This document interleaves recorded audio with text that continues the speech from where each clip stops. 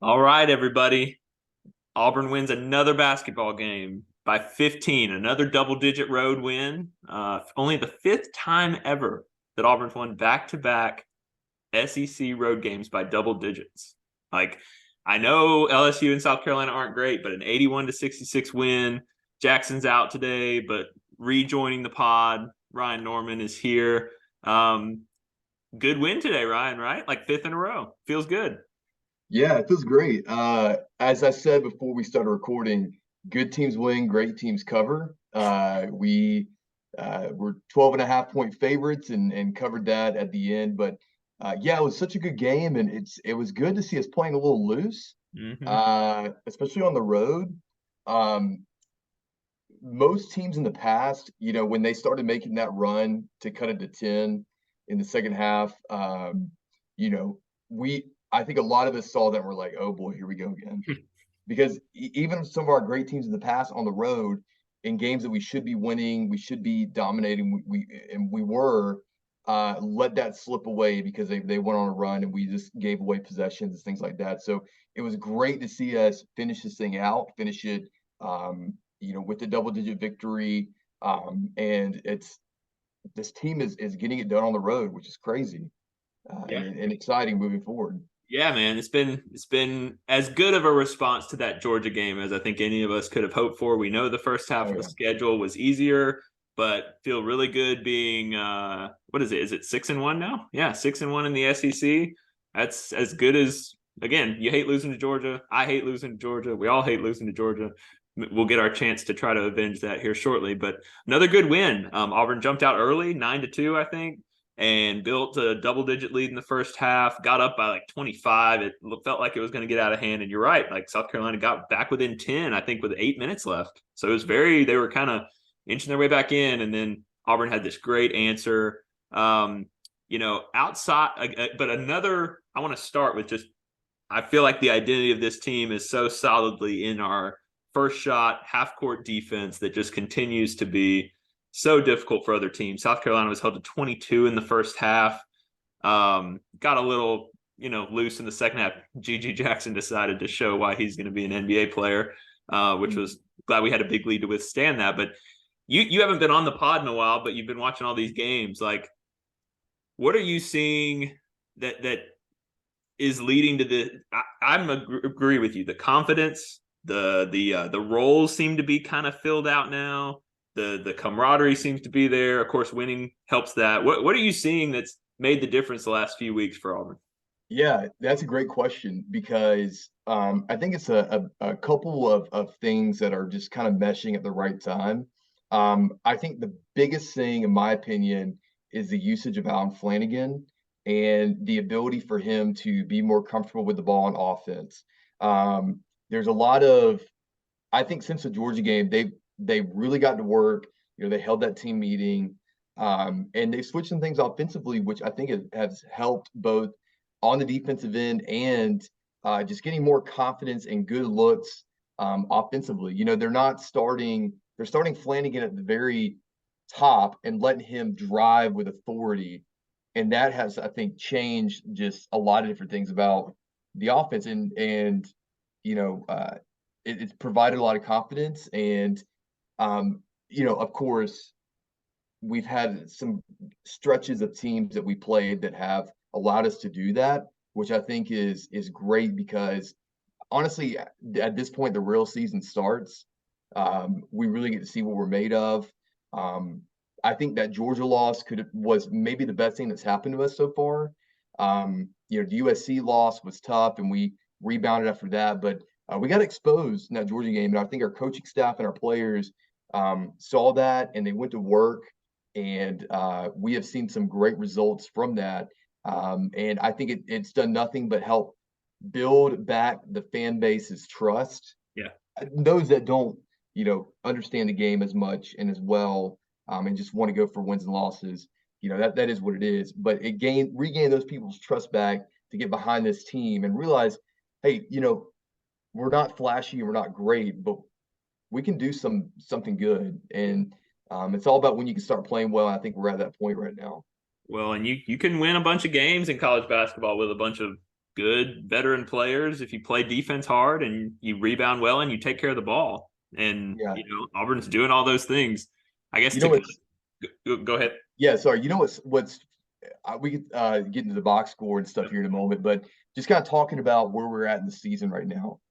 This time last year is when we actually kind of saw some decline in the team last year, right? We won that Kentucky game, got that number one ranking, and then it kind of came kind of crumbling down a little bit. I won't say crumbling down, but it hit a halt, and we saw regression instead of progression. This is kind of the opposite, right? We're seeing some progression in this team. We're seeing some guys figure things out at the right time. We're kind of finding an identity, and that's exciting because this team needs it. And with the way that conference play is about to shape up, we need that best basketball now rather than earlier in the year. Absolutely. No, I totally agree. And I think the biggest reason for that last year to me was people kind of realized, like, if we just like take a bunch of these guys out and kind of like Jabari started scoring and like crazy, and Kessler had some great games, but they kind of took away the rest of the guys. And I feel like the thing that's emerging with this group this year, we don't have a Jabari, we don't have a Walker, but we should have a bunch of guys who can contribute offensively on any given night. And it just felt like for a few weeks we weren't seeing that. And now the last few weeks, again, the competition level has something to do with it. But you see Wendell playing great. You see Jalen putting together back, all these games. Flanagan, this is what we've needed for multiple years now. We've all been hoping for it. We'll talk about all these guys here in a minute. But it's just encouraging to see our 10-man rotation, even with Chris Moore out, even with Chance Westry not, on the floor at all right now. Still got 10 guys who can play, and you've got 10 guys who are fitting into their roles. And I'm just sensing the good vibes again, and the swagger and the energy and the Auburn basketball that we all have enjoyed watching. It's just, I hope that can be a solid enough identity to weather us through, the next few weeks. Because you're right, it's gonna, I would say the next couple of weeks still have a chance to build some momentum. But once we get to February, it's on. Yeah, I think a telling stat that they said during the game, which I think more than ever, I'm going to start muting in-game broadcasts and putting on Andy and Coach Sonny, because it's just awful, man. It's terrible. But anyways, they had a stat that said that we are, I believe, either leading the league in assist or kind of up there in one of the assist categories, and that is the complete identity of this team right now. Yes. And that's to your point about having Jabari and Walker last year to kind of carry us, and they just take the other guys out. You can't really do that right now because look, Jalen, he had 12 points, but Janai had 27. Wendell had 16. Some other guys were up there close to double digits as well. Like, you can't focus on taking one guy out because someone else it's starting to become a theme where someone else is starting to step up when someone else doesn't have as good of a game. And that's the recipe for having a successful team, is doing that. And then also another tall tale sign is, which I think is going to be a huge stat for when the Alabama game comes around, but leading the league in opponent 3-point percentage defensively. So meaning that the teams that we play are shooting a lower 3-point percentage than any, we're just leading the conference in that percentage, which is an incredible stat because of the way that college basketball is today, and really shows how good our perimeter defense is to that extent. So those are kind of. You know how good we are at that? Today, I was like, they're hitting some threes. I'm really mad. And then you look at it, they shot 25%. We shot worse, but, and we've been having this ongoing, discussion on the pod about, some people with, like, what game was Mississippi State just couldn't hit the side of the barn at all from three. And they got a lot of open looks. But most of the year, if you look at the totality of it, I think we're doing a tremendous job scouting teams and playing teams to what they don't want to do. I just keep getting the sense that our assistants are doing a great job. And teams are missing some open shots, but overall we're doing a really good job of today. There were so many good contests getting out to those 3-point shooters. That stuff just adds up. And at this point, 20 games into the year almost, like it's not a fluke. It's not a fluke if teams are shooting low 20s from three against you. Well, and that's exactly, and that also helps our case of the fact that we are not a good 3-point shooting team. Yep. So because our defense is so good at that, we can allow ourselves some room there to not be as great at the three. Like we shot 17% from the three today. Like that's, and we still Who won needs 80. We scored 81 points by just doing that. Like that's an incredible stat to me because that allows us to not be as effective from the 3-point line and yet still score 81 points. Yeah, Yeah. granted it's South Carolina, but still, like that's we're looking at looking at other scores that we've had against opponents. Like they're not getting up in the 80s, they're not getting up in the 70s. Like this is the type of basketball that we're gonna have to play this year, Yep. and it's working. We'll see when we play a Tennessee or an Alabama or even an A&M next game. That is a little better at 3-point shooting. So that's going to be something to keep an eye out on. But I thought those are two incredible steps that help kind of encapsulate our view of how this team is performing so far this year and what this team's about. Those are kind of the story, honestly. I agree. Let's circle us. Let's get an MVP picked because I think we're gonna have a little discussion here. Yeah. I want to shout out four guys, and then I'll let you kind of take it whichever way you want it. I thought Wendell Green was masterful tonight. Spread, he got to double-digit assists before he got to double-digit points. He was finding guys all over the place, the alley-oops, the lobs, the lead passes in transition, running our half-court offense really well. Really good game from him. He closed it at the free throw line like he does. 16 points, 12 assists. Janai Broom, you casually threw 27 and 11 double-double in 30 minutes, 12 for 17 from the field, hit his 3 free throws. Like, great game from him. I think the conversation we'll have here in a minute is, half his points probably were off of dimes and lobs, and some of them were tough lobs. He put home a couple, but so he played great. Jalen continues to just be, all we need from Jalen, all I've wanted the whole time is be a threat and be a double-digit scorer. Like, he can do that. There's no reason he can't. He had 12 and 6, kind of a quieter night, but had some bruises. I love the way they're sprinkling in some isolation play calls for him and getting him involved early and often. He missed his first two or three or four shots tonight and kept going to him, and he just continues to reward. He scores in all sorts of different ways. And then Flanagan, maybe the one that's going to sneak under the radar, 8 points. He hadn't scored in double digits the last couple maybe, but 10 rebounds, 3 assists, 32, played the most minutes on the team, 0 turnovers. He just looks so comfortable. So, all right, what do you got out of those 4? You can bounce around as much as you want. Yeah. So because you just said Flanagan, part of what I think has made his adjustment so like he's playing so much better is the fact that they're putting him in positions where he can be assertive and not have to question what he's doing. Because when he questions what he's doing is when he turns the ball over, right? When he doesn't have that confidence of knowing what to do, that's when he gets a little fidgety and he makes a weird pass. So like when he knows what he's supposed to do, he's doing it and he's effective, and we're seeing that's what's happening in these past few games. Yeah, so I mentioned kind of Janai as probably my MVP candidate, but after thinking about it and rewatching some of the highlights, I'm probably gonna have to go with Wendell just because I think that was probably one of his best games that he's had at Auburn, because he was so fluid with the ball, he's so controlling. Probably, like you said, half the points that Janai had was from just his ability to create and to get him lobs and get him in the right position as that. And Janai didn't have any very good matchups down low on the night. I mean, let's just be real. So I think probably Wendell is going to be probably my candidate for that, just as a double in terms of assists and points. Like that's awesome, and that's what we need out of him, and what's going to kind of carry us moving forward. Yeah, so I think also we can't go without saying that Johan had 8. Yeah. I was watching the game with one of my friends, and when Johan hit that 3-pointer in the second half, he said, "This is when the championship DVD is going to start." It's when like Johan's season turned around at that 3-point shot. Well, I don't even know if that's going to be the case, but look, what a confidence is contagious.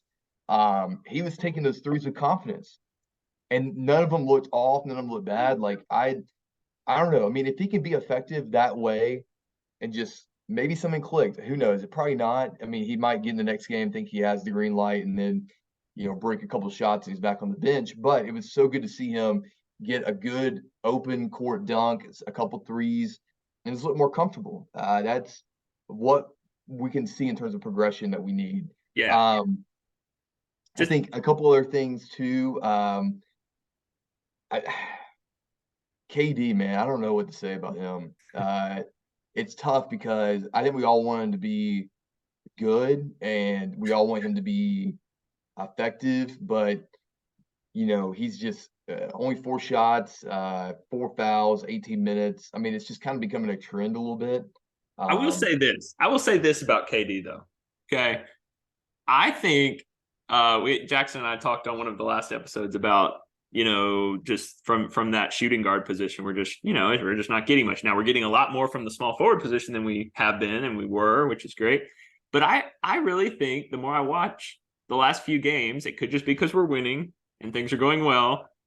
But I think Zep and KD are just really even more dialed in on defense. And like and KD seems more like himself, like content for that. Like today was a great example. Nothing really went his way. I think he got a layup on a drive. He actually here's what it was. He had a wide open three in transition that he loves to take, and he pump faked it, went by a guy, and actually finished at the rim. It was great to see. But that was his only bucket. I just felt like he's starting to get his hands on the balls that we used to see him getting deflections, getting tie-ups, being that pest, being that kind of, doing the things only he can do. So you're right. I mean, it's weird. I could not believe. I forgot he's second team All SEC preseason. I had no clue. It's and maybe it's because we're brainwashed to a certain point of last year. Like I rewatched the Kentucky game from last year recently, and like he was just knocking down shots, being so effective at driving, and I have that in my mind, and I am just waiting for that to happen again. But I don't know if it is, and maybe that's okay because we saw at the beginning of the year when he did have that same mentality, it was not for the betterment of the team. And you could be right. Like I know Zep's always going to be dialed in defensively. It's just how he's going to have to play. And so maybe that's the case. And maybe one game we'll have a game where he'll have 12 or 14 or whatever. But it's a head scratcher. We don't know what goes on behind the scenes in terms of what they've told him or how he's adjusting to that. But yeah, it's just interesting to see that he's I don't know if it's a regression or a realization or what, but well, I personally I even last year I liked KD more when he shot less. I think not because he's not capable, not because he's not, he can hit threes, he's super athletic, he can get to the rim, he's a pretty good free throw shooter. But I just feel like he impacts the game in so many other ways, and I just want to see him like not let the other stuff affect the things he's great at. And I think the last few weeks you've started to see more of those plays that he makes, the loose balls, the energy, and supporting his teammates too, like being really engaged with them when something good happens for them. So I'm really kind of encouraged a little bit in a weird way by that two-man row. They're kind of splitting minutes with Zep and him, and it does give you, no matter who's on the floor, you're getting a unique defensive presence out of that. So I did want to at least point that out. But you're right, the offense is a little weird. So just to close up the MVP, I think we're going to give it to Wendell. I felt watching the game that he's in complete control of this game. But if we're going to give it to Wendell, I want to talk about Janai a little bit more because I think his play deserved it. He had a couple games with the stats weren't great, which was great that we could win without him needing to have a double-double. But man, he was hitting the mid-range today. He had a great post-up spin move early in the game and dunked on that guy. Tons of athletic alley-oops and finishes. He's rebounding really well. He's kind of the presence inside we need. I was super impressed with both of those guys and how they played today. I think he's starting to come around and he's starting to feel I don't know. Those two games against Mississippi State and LSU were two kind of bad matchups for him, in my opinion. Yeah. and he's kind of again learning to play in the physical SEC every single game, and Mhm. I think this clicked for him today. I'm hoping that's the case, and he's gonna honestly, he's probably one of our most important pieces down the stretch because every team that we're going to be playing from this point forward has a big man that he's going to have to win the battle against for us to win. I mean, that's just the case. And honestly, after games like today, he had a bunch of these games with Moorhead during conference play. He would drop 20, drop 30, in so many different games. And even in the conference championship game for Moorhead State, he had over 30. He can carry teams Mhm. and assert his authority and make those athletic shots and moves. And after the game today, I was watching. I'm like, man, I don't think we are appreciating him enough because, you know, that's going to be gone next year. And then it's just, we've been Is it so though? extreme. Is it going What? to be gone next year? Well, I don't know. I don't know. He's But, a sophomore, and which is the weirdest thing in the world that he's a sophomore. well, it's just, it maybe, but, I don't know. It's just, He could leave. He could go somewhere else. I think it's crazy with the way the COVID thing worked, I guess, or I don't know if he was hurt one year, but he is classified as a sophomore, which blew my mind. Like I that's realized crazy. that 5 games into the year, like, oh, like, and because I don't think he's necessarily Walker had unique NBA skills that you could kind of see. Um, Janai Wow. He's only does. 20. That's crazy. Janai has that, but he's 6'10". I mean, he's not.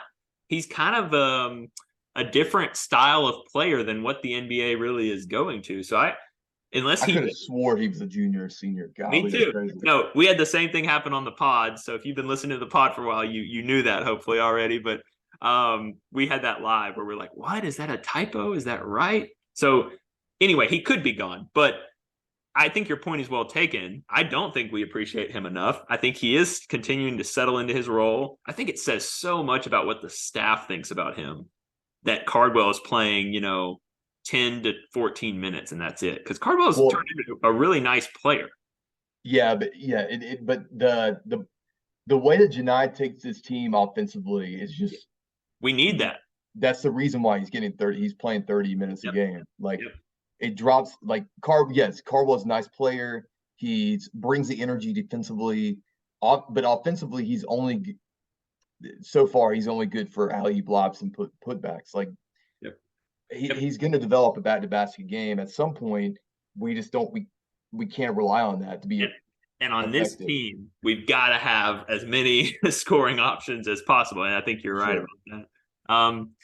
I did want to mention Jackson. Jackson's going to hate that he's missing this because he's the Johan. He's been waiting for the Johan outbreak. I just think it's hilarious that we were 3 for 17 from three, and Johan hit 2 of our 3 makes. Yeah, I'm telling you, it's gonna cut to that moment of the season, and like this is a game that Johan turned like in the DVD that they do. It's if just he that's gonna be it. if he could just not be invisible, like at least today he was visible. He's been getting the backup minutes. He's always going to get those backup minutes behind Jalen, but like just nice. And I don't know if you've noticed this. I've been fascinated really all the time he's been playing, even going back to non-conference. They play more of a 4 out, 4 in the corner, 4 on the wing kind of offense, and it's almost all the time where because we had a conversation about well, why isn't Johan like banging down there or driving the room? And if you watch the way they set up and the way he got his 2 threes in this game, they are using him as a shooting threat. And we know Jabari and Jalen and Chuma and all those guys have been shooting threats, but I don't think they're putting Johan through the normal power forward offense, if that makes sense. But they're kind of Yeah, keeping him in this spot. And if he can hit that 30% of the time in his 10 minutes a game, that is a significant thing for this offense. It really is. yeah, no, that's the only part of his game that I think is comfortable enough right now to be uh, something that we can legitimately try to use when he's on the court, and maybe the post game block play will come in the future, whenever that happens. But yeah, if you're right, if that could be the case, I think back to that Final Four team when like D'Angelo, it took him so Mhm. long to kind of get used to playing again after being out for so long. That like that one game against North Carolina, it clicked and he was hitting those shots. But like that's the only thing he could really do, and the only place they were putting him was to shoot, right? Because he wasn't comfortable at driving. He was getting charges called against him all the time. But even Dangel was, you're right. Even he was running like the normal pick and pop action. And like they are literally putting Johan Yeah. outside the play and saying, hey, if the ball comes to you, we want you to shoot, but do Well, that. because the tape's out. Like they Yeah. know that if Yeah. if that was to happen, they could double Wendell with a point. Then they throw the ball to Johan, and another really good defender would be up on him with the ball at the very top of the key, and like his game's just not there. Yeah. And so that's probably it's a good point, probably why they're just kind of shoving him down the corner or allowing him to kind of run baseline to baseline, sideline to sideline, through the Well, way that they're running the offense I'm there. sure you saw there was a great play. He was kind of open behind, like his guy had kind of gone up to Wendell in the lane, and there was a lob there. It might have been Trey actually. There was a lob there that got thrown, and I was like, wait, what? They're throwing, and he caught it. He got fouled. He missed both free throws. But that's Yeah, just yeah, it's a good example of what you're talking about. And again, there's nothing, Jalen didn't play at all. I think his first half of his first freshman year, he kind of made a little bit of a statement when he started playing later in the year. But it was just good to see him. I'm sure that was just like a load off his shoulders a little bit to at least yeah. contribute and feel like he's part of it. So that way to go, Johan. We're very happy. Trey, Lior, Dylan continue to just play those roles really well. I just wanted to kind of shout them out. I love their parts of this rotation. Lior is like skying for offensive rebounds. Like, I don't know where that's coming from. It's great. Yeah. Trey, I just continue to be impressed with Trey and what he's giving us in those backup minutes. He's doing a really good job. He had some really nice passes today. He's taking care of the ball well. He's kind of a bulldog defensively, more than Wendell sometimes. I think more than anything, this bench is really feeling like a Bruce Pearl bench, that like our 10 is stronger than your 6 or 7. And it's not necessarily going to be points on the stat sheet all the time, but it's doing all those little things and doing them really well. So again, I just continue to be so thrilled that we have a 10-man rotation with 2 of our guys we expected to be in this rotation, out right now. Yeah. Now I'm gonna be curious to see what when Chris Moore comes back, what the starting lineup's going to be, because we all know when things are clicking or when Bruce likes his starting lineups, he doesn't change it. Mm-hmm. So with Flanagan playing so well starting, I don't see him changing that. I could be wrong. I don't either. We talked about that last episode. Like, yeah, it feels like the perfect chance for Bruce to kind of like, well, Flanagan's been playing really well. Now Chris warmed up. Chris was dressed out, no sling, warming up during this game. Yeah. So that's really good to see. But you're right, that's going to be interesting. We're gonna need him. I mean, I think you might see him next week or the game after at West Virginia. But it's gonna be vitally important for him down the stretch here against some of these more physical opponents and bigger opponents. We saw with rebounding and stuff, it's so key that we have everybody rebound as a team. Mm-hmm. He does it better than anyone else. So he's going to be, I think they're waiting as long as possible to kind of make sure that shoulder's good. And I know you're so scared of another Todd Shamsuddin episode, but that's just a freak thing. But yeah, it's so I think he'll get some run next game. I think if he's warming up, they're feeling comfortable enough. Yeah. To well, I love him. I love what he's been doing. He's gotten a little better each year. I've always liked his game. Maybe that's just because I was always that player that like wasn't the scorer. I was trying to do all those little things really well, but I really like how he plays, and I love having his flexibility as we get into these big conference games. Like, I want him as an option to play power forward if Jalen gets in foul trouble. Johan might get there, but he also might not. And there's been a lot of closing moments to halves and to end of games where Bruce has been way more comfortable putting Chris Moore out there at that position. He's played some over the last couple of years than Johan. So I want him back for that purpose. And but man, like, Lior has just made life so, he's just done enough to fill those backup minutes behind Flan. And obviously it's been the best thing for Flanagan. I think, like you touched on early in the episode, like, I hate that Chris Moore got hurt. I still think he's kind of the emotional leader of this team a little bit. And I think there's a big role for him to play, but it does feel like that allowed Flanagan to kind of like, he was already playing a little better. And then that really allowed him to kind of emerge out of that. Yeah, absolutely. And it's I think with him, and honestly, I was extremely worried after Chris went out, just how this team was going to respond, especially Flanagan and Lior, and it just shows that these guys are well prepared, even when we don't think they are. And I think that what's so impressive about this team this year and this coaching staff is that these guys are prepared when they come in, and they're preaching confidence. They're preaching, uh, you know, they're giving them the ability to let them do their thing, and they're doing it. And I think we really have to appreciate the coaching staff and those guys for really being prepared for those moments, because it's difficult, and us as fans we overreact so quickly and so Yep. easily, and we don't let these guys do their thing because it is such a long season, and SEC play is such a long grind, and things can happen on the foot on the just like that. A team can turn it around just like that. It's and your season can go just like that in a heartbeat, or that, depending on who steps up and who figures it out. And so it's so hard to be reactionary game by game, or half by half, when it's such a roller coaster.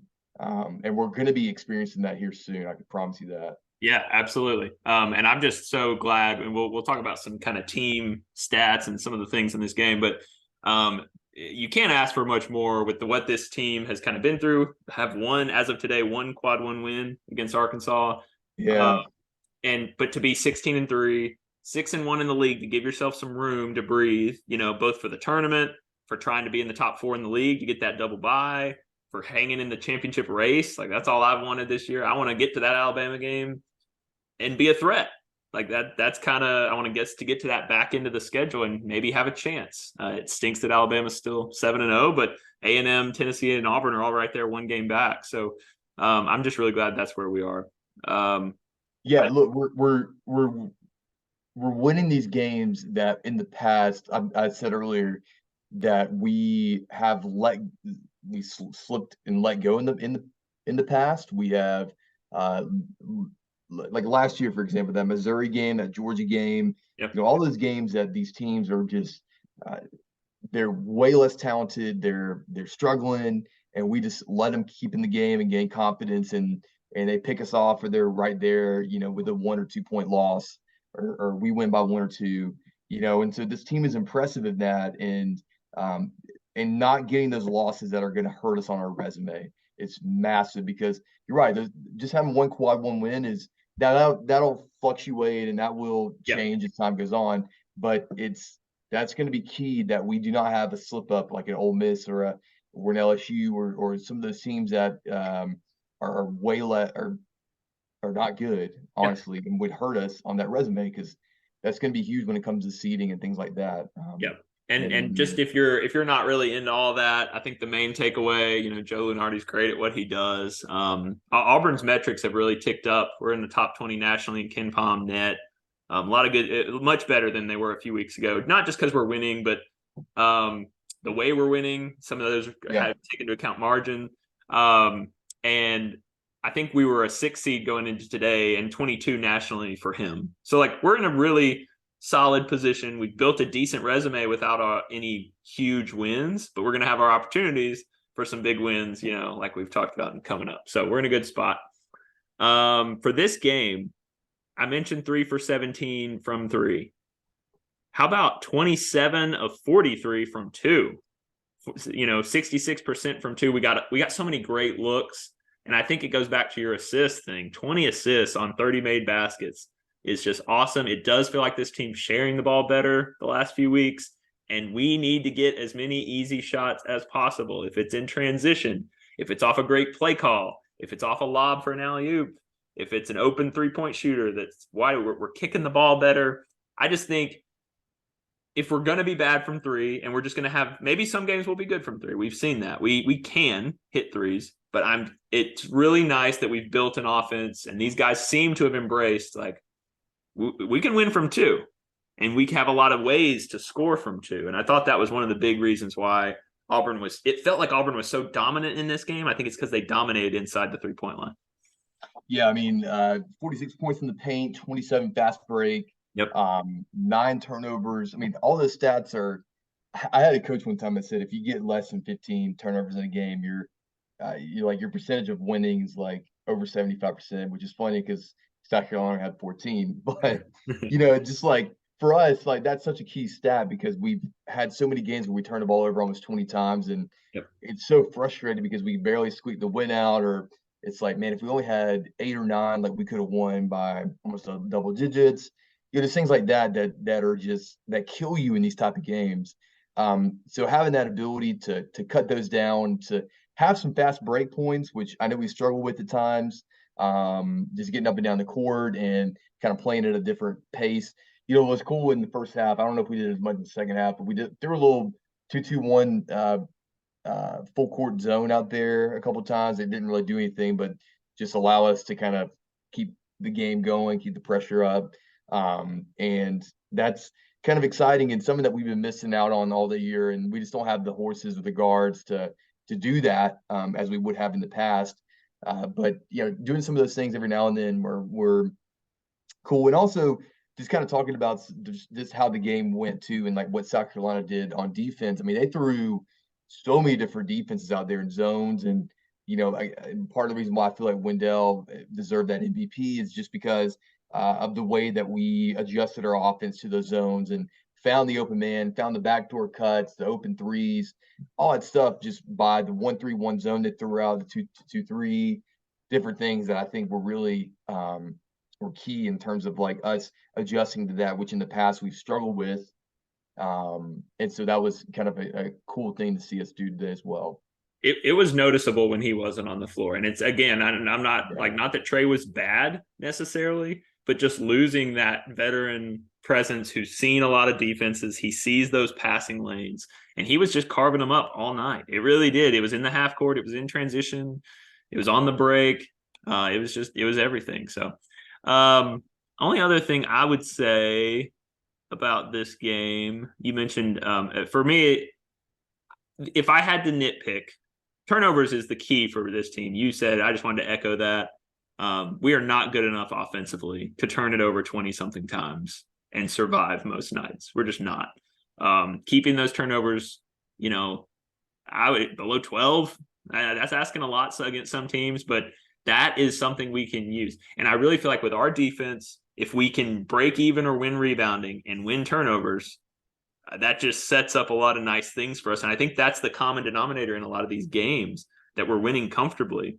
If we're not getting beat on the glass and we're winning turnovers and getting more shots up than the other team, and we're not like becoming three happy and we're kind of attacking, like that's a good recipe for us. And I think today's game was a really good example of that. Yeah, absolutely. So looking ahead, we've got Texas A&M at home. Yep. Which is, that's going to be I think us against Texas A&M is always a weird matchup in my opinion. Like I just don't like playing them for some reason. Because they've beaten us quite a bit. That's why. Yeah, but I feel like Buzz has our number sometimes. He's a good coach. He's a good coach. He's who I wanted back in the day, when we were looking to hire a coach, before we got Bruce. And so that's going to be, I don't really know what to think about that game. I got to rewatch some of their highlights, some of ours. I watched some of their game against Kentucky. I know they got a big guy down low, Marble, who's going to, and Henry Coleman III, who are going to pose some problems to us, just with their size and their athleticism. But it's going to be a battle, in my opinion, because they're going to come off that loss. They're going to be fired up, ready to play. They know, and I know Buzz is going to preach that home court win streak. We lost to them in 2019 at home, 2020 maybe actually too. So that's going to be. I don't know what to think about that matchup yet. I will hopefully have some more clarity on that as the week goes on. But we got that one, and then at West Virginia, which is kind of cool too. Yeah, tough road trip for A&M. They were 5-0. They go to Rupp and then they go to Neville Arena. So they came up short, played pretty hard. I think of A&M. I haven't watched them a ton this year. I think of them as like a little more talented Mississippi State type team. It's gonna be a physical battle. I think this is gonna be. There's a ton of these in the SEC this year. There's just a bunch of teams who are great defensively and maybe not the prettiest offensively all the time. And that's how Buzz Yeah. coaches, though. Buzz is like Bruce in a lot of ways. Like his guys are going to run through a wall for him. They're going to play really hard. They're going to kind of test your physicality and see how much you want to stand up to. And I think Yeah. we've shown. I say this, we've been playing really well lately, but I just think my concern is our style of play at some point lends itself to a bunch of close games. Yeah. And you let a team, even at home, even with Neville Arena as great as it is, I am a little surprised we haven't had more games come down to those last couple minutes. And I'll be really curious to see how we handle that if and when that happens. But A&M, they're not playing in the SEC Big 12 Challenge, so they're a game behind everybody. They'll catch up next Saturday. But again, they're 5-1. We're 6-1. Huge game to keep the home winning streak, to keep our momentum. It's another winnable game. A&M's probably on the right side of the bubble or close to it right now in the tournament. It's a big opportunity we don't have a ton of great wins. And I'm not saying the A&M win will be a great win, but it's definitely one you'd rather have on your W column, I think. Yeah, I look at their schedule, and they've had kind of an easy SEC slate so far. Yeah. I mean, we haven't had the world beater SEC schedule yet either, but they taking care of business. They've won some close games against Florida twice, and then blew out Missouri, South Carolina, LSU. So they're taking care of business when they needed to. They had some kind of pretty bad losses earlier on in the year. Murray State, Colorado, Boise State, Wofford, sorry.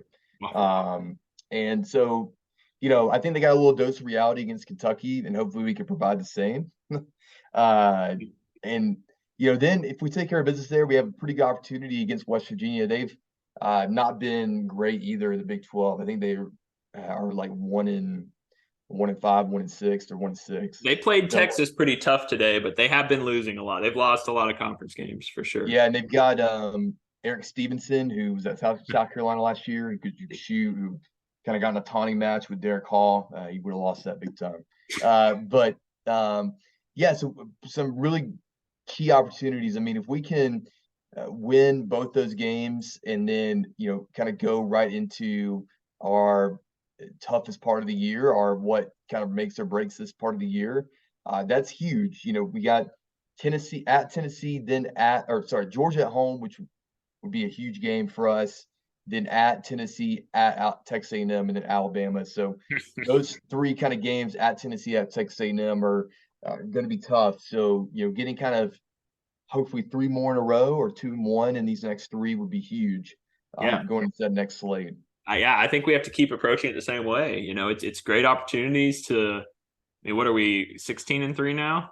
So if you can beat A&M, if you can beat West Virginia on the road, if you can beat Georgia at home, you're 19-3. You're 8-1 in the league. Like, it's crazy. That's almost a tournament resume already. And then you can just go play ball and see if we can stack some really good wins. And maybe there's a ceiling here, that maybe we haven't necessarily thought was there. All we want to do is give ourselves a chance, I think, to get to those games. And we've seen in college sports so often, like, confidence matters. It matters for Johan to hit a couple shots. It matters for Wendell Green to be feeling himself a little bit and like playing with a little more swagger and getting everybody involved. It matters for Janai to have a great game and kind of feel like he belongs. So I've been kind of bearish on this team at times, where I feel like I've been kind of the contrarian sometimes, bringing people down to earth a little bit. But I also feel like I've seen Bruce do crazy things, and this team has really impressed me with what they've done the last 5 games. And one last thing before I forget, wire to wire, the last 2 games on the road haven't trailed. That just doesn't happen. I mean, it just for us, it just doesn't happen very often. And I think those kind of things matter. And we are going to break the AP poll consecutive week streak for Auburn basketball history on Monday, which is a cool thing we've been kind of tracking. Yeah, it's exciting. I hope people. I know there are I'm going to rant a minute here. There's some Good. spoiled Auburn basketball fans who have seen the flashy play, have seen the 3-point shooting, Yep. the high draft picks. Like, this team is not that flashy. They are where they are. And I've been preaching that as like they are, and they're gonna figure it out. And I think we should come to appreciate that when that time comes, that they're grinding out wins. They're not playing the prettiest of basketball, but they're winning.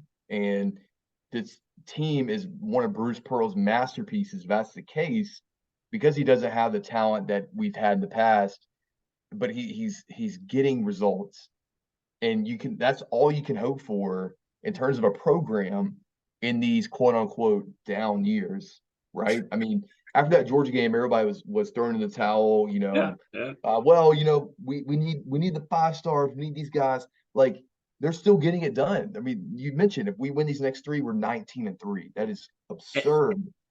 And at the end of the day, it isn't that's why I keep telling other people, like, isn't the stat that matters winning? And we have like a is it a 5 or a 6, or we have like a 5 or 6 game lead on Tennessee over the last 5 years for total wins. Like, I mean, that's what matters. And we have done it with elite players, but let's not kid ourselves. Like, none of this winning Bruce has done until last year, really. I mean, Okoro is a really good player and a good prospect, but he was not some stud in No. college. And, Wiley never really was, that guy of what maybe people thought his potential would be. And Chuma was a late developer and he took a couple of years. Like, Bruce has done this.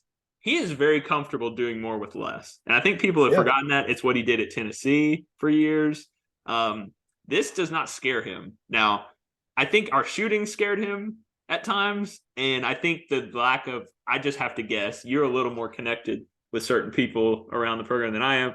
I have to guess that they were a little shook that Chance, his injury and recovering from that, and then getting back in didn't go as well. And then Johan, like, those 2 guys, I think they were definitely pegged to be key parts of this rotation, and they just haven't been quite ready yet. And I think they deserve so much credit, like you said, for being able to adapt in season and build something that has looked pretty good for a while.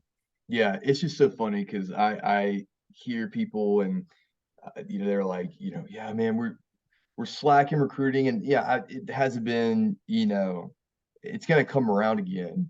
But they're like, he's lost his touch, all this stuff, and then boom, 6-1 in the SEC, 16-3, like just kind of dropping the hammer on them. Like, I don't know, I just picture like the snow, or the Game of Thrones meme where like the Snow King is like has his hands out, like look at me now, like here's what I'm doing with what I got. And and that 2024 year is such a key year. And look, the transfer portal, you can revamp a roster in a heartbeat. Like, it's getting Janai saved this team this year.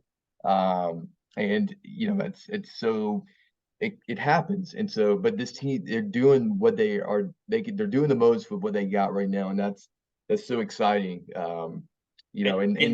And don't forget having a culture where, Jackson's always been on here every year. Like, well, we only had the podcast for 2 years, but when we've always talked, it's always been like, oh, well, these guys are going to leave. This guy's going to leave. Like, Jalen barely played last year. He's going to leave, or Flanagan's going to leave, or yeah. And for whatever reason, now all these guys have, I wouldn't say flaws, but you know what I mean. Like, we've watched them enough that we kind of know some weaknesses. But I just think, and I keep saying this year, my bright spot, my hope is, like, these are a lot of veteran players who have won a bunch of basketball games and who have been in the program. They know the system. They know what we're trying to do.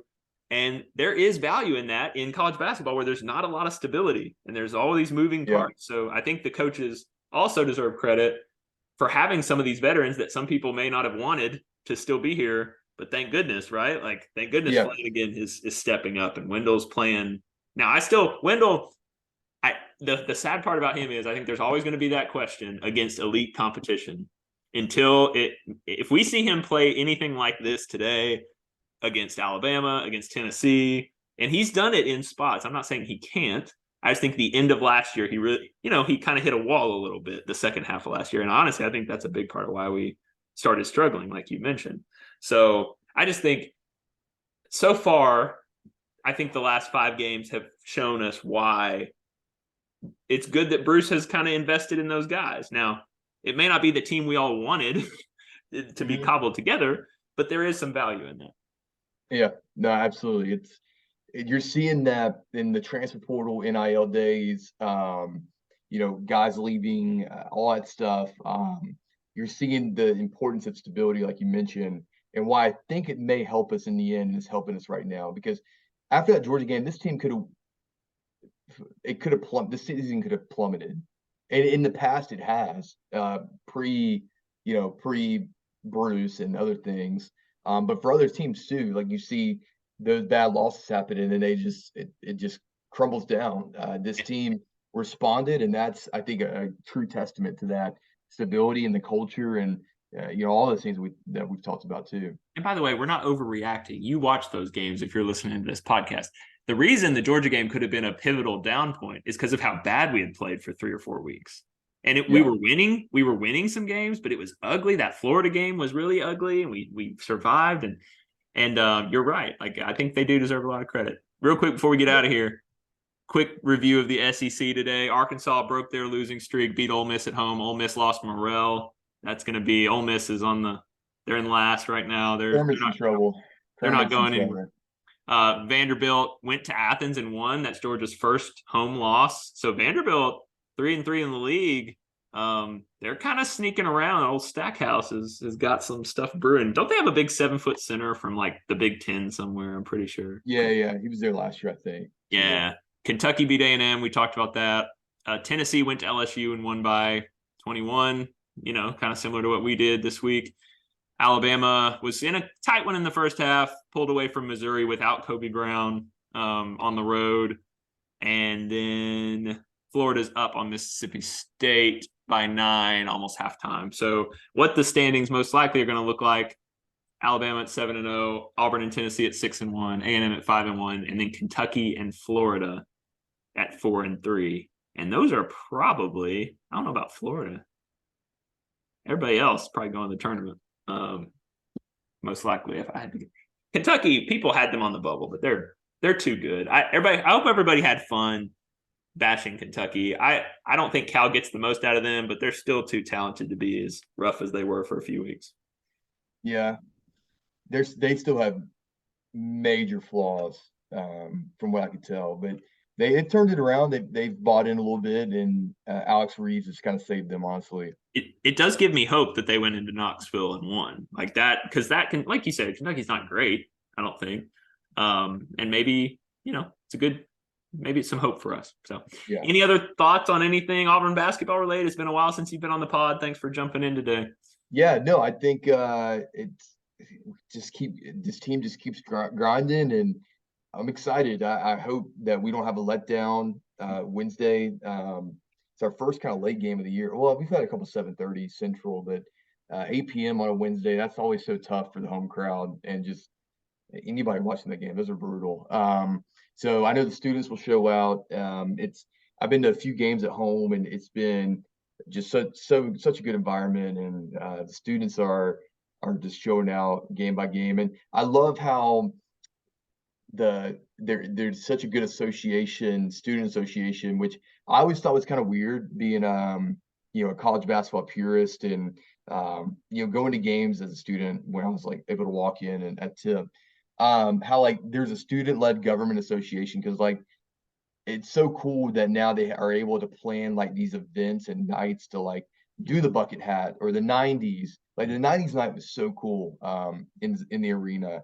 And so just having those type of things to just keep students engaged, and to keep fans engaged is always, it's been really cool. And one of my biggest things I always complained about with Auburn basketball is like we don't really have a basketball like atmosphere sometimes, and that was the case a few years ago.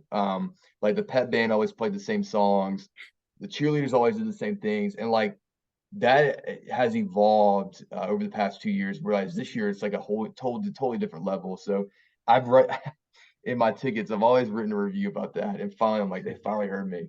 Like pep band was playing like all these brand new songs last week, and man, it's just awesome. And so I'm so glad to see like the the associations, the leaders, the different organizations are like realizing that and taking the thing to a next level, because it's so hard to take it from a next level after last year, right? Like number one ranking, camp it out, all that stuff. And so I just wanted to give credit to that as someone who goes to a lot of the games and a lot of the events, is that that's been something that I've noticed and a lot of other people have noticed. And I think you're going to see probably one of the best atmospheres Auburn's ever had when all Alabama comes into town. If those two teams keep winning, it's a top 10 matchup. That place is going to burn to the ground. And by the way, if you're not in on the Twitter sphere, Javon Quinterly called his shot saying they would win by 30 in Neville Arena. So, and Denai Broom caught wind of it and I think pushed back a little bit digitally, of course. So, yeah, let's just see. Because here's the thing. The great part about college basketball that people, I don't think Auburn fans really realize. I hate that Alabama's this good. I hate it. It makes me really mad. But what it does, it gives you this opportunity that if you beat them, like it's a big deal. It's huge for our resume. It's huge for everything. So it's kind of this double-edged sword. Like, yeah, we hate that our rival's really good, but we swept them last year. And if I know anything about Bruce Pearl, like that, you're right. That place is going to be unhinged. I looked. I've never. I'm not going to sell my tickets, but I've never considered selling my tickets until I looked today in my section, and right now in my section, the cheapest ticket is $819. Oh gosh. Like I'm like, oh well. I mean, if that's the case, Ooh, that could be some college fund money, dude, right, for your huge. little one. I know, but Are you I'm not going gonna on do it. Wednesday? Are you going to the A&M game? I'm gonna try. It's late. It But is. I'm gonna try to. Yeah, I think the nice part about living in town is that when those late games or stuff like that, like people don't, they just give tickets away. You know, if you have friends or people who can't go, but I'm gonna try my best. To go to that one. Those 8 p.m. tips are usually the best in terms of like getting tickets and things like that. Saturdays are impossible, but weekday SC games are the way to go if you're local.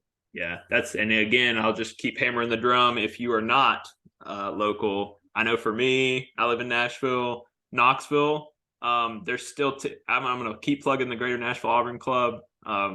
They have group tickets set aside. Now they're running out, but they're almost gone. And I should have probably checked before I say this, but Tennessee and Vanderbilt games in Knoxville and in Nashville coming up in the next few weeks. There's still some tickets available. You can also probably just get them from Vanderbilt. Especially for that one, or just get them on StubHub or whatever. But get it, like you said. If Auburn Arena is tough for you to get to on a weeknight, get out there. Oh yeah, there's I'm thinking so many about fans Rupp. there tonight. I saw a ticket in Rupp just for me to go. It was like $50, and I was like, that's tempting. I've never been to Rupp, and Yeah, if we that's won easy. there, that would be pretty sweet. Pull the trigger. That's easy.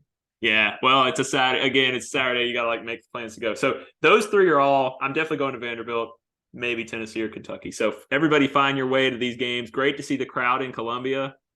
So many. I will never get tired of seeing so many Auburn fans in away basketball gymnasiums. Like it blows my mind as somebody who grew up watching this program. Well, and that's goes back to my whole thing about the Jungle Association now. Like they realize when we are playing these teams that are not good and the upper decks are empty, they're like, "Hey, we got a bus. We're going. Yeah. Like this is our chance." And they just take over. It's so cool. We did it at Ole Miss last year, Georgia. Like we're so good at that. It's so cool that we're doing that. These are the times, man. With some, I think Ben put out some stuff on social media about how this is history. You're living in history. Bruce is such about making history, and like that's what our whole program is about. That we're living in it, even in a year that feels maybe like it's not supposed to be that good. Like you said, it's pretty dang good. 16-3, second place in the league, building a good resume, 5-game winning streak. Let's keep it going against A&M at home, and then against West Virginia on Saturday. We'll be back with another episode following the A&M game, like always. Appreciate everybody listening. Our numbers have been ticking up with SEC play and everything, so appreciate y'all for doing that. And if you like our social media, it's all Ben Young because he's awesome. Not everyone. You got something out there last week. I'm pretty sure that was pretty Yeah, big. I did a couple of things, but Ben's awesome, man. He's dedicated some of his time and We really appreciate it. Yeah, he'll be back on here shortly too, I'm sure. So anyway, appreciate everybody. Ryan, you got anything else? No, man, that's it. War All Eagle. right, War Eagle, everybody. We'll talk to you after the next one on Wednesday.